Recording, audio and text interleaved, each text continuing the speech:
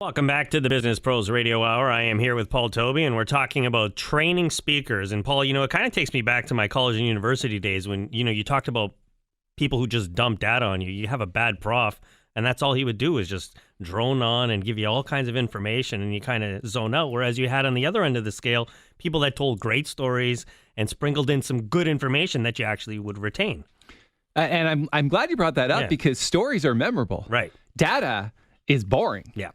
And in the context of university these days, students often just bring an iPad, press record, and go to sleep or play on their phones for an hour and a half, and then they cram all the information into their head from those recordings before the exam. They get an A or a B, but actually how much did they learn? Right. So that's the concept of, lecture, test, forget. That makes sense? Yeah, absolutely. So whatever you say, if taken out of context, doesn't mean what it was originally intended to mean. Mm-hmm.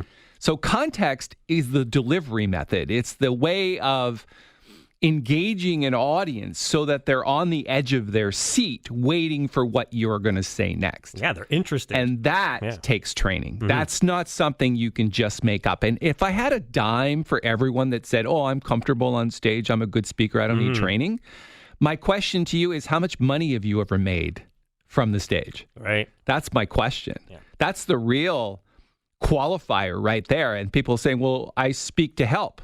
Great. Helping is wonderful, certainly better than selling, but you can still build your business on the back of speaking. You can still, get people into your company as a client from speaking. And let me ask you, how many times have you ever done that? That's the important thing. So think about it like this. Let me illustrate with a story, because I think when you look at the way that most people present, it's just they think they know what they're doing. Yes. They have no training, so it's an ad hoc method. But there's a template for everything. And by that, I mean there's an order of context and delivery for every single element of a presentation. So let's take questions, okay?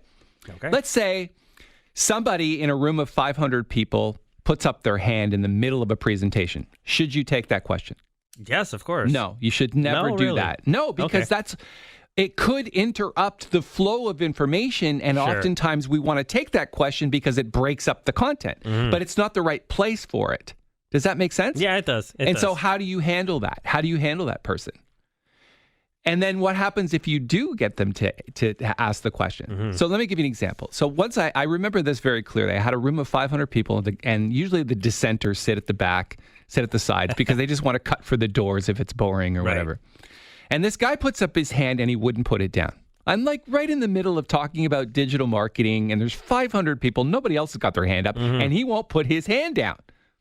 And so finally I say, okay, I've got a guy over here that won't put his hand down. Send the microphone guy over to him, and let's take the question, because obviously it's important, right? So the guy gets up and he grabs the microphone and he goes, don't take this the wrong way, but...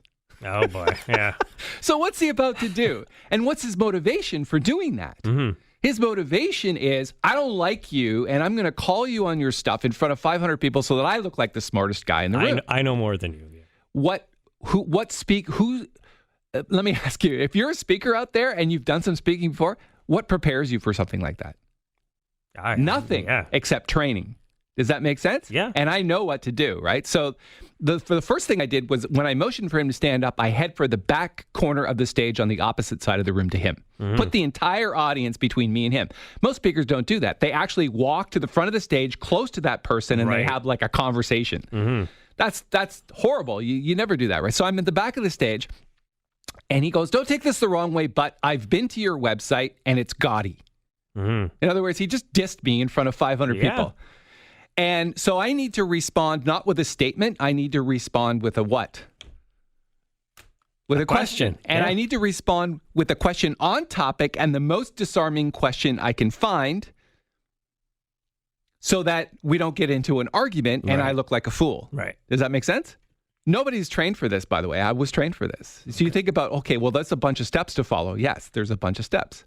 So he says, don't take this the wrong way, but I've been to your website and it's gaudy. So I stand at the back corner of the stage and I think about it for a second. And there's like this long pause. And everybody's like, what's he going to say? What's he going to say? What's he going to say? So I asked them this question, and I had to think about it, and it turned out that it was a pretty good question. My question was, because you could ask him, well, what didn't you like about it? Well, that allows him now the liberty to tell me 20 things he didn't like about the website or whatever. Right. So I said, well, why did you go to my website in the first place? Gotcha. Does that make sense? Yeah. You know what he said? In front of 500 people, he says, I went there to find out if I should come to this seminar or not. And all of a sudden, 499 people started laughing. Right. Yeah. And I said, does that answer your question? And he goes, yeah, I guess. Everyone give him a big hand. 499 people give him a big hand. He sits down. I look like gold, right? Because I never even had to answer the question. And we moved on with the seminar from that point.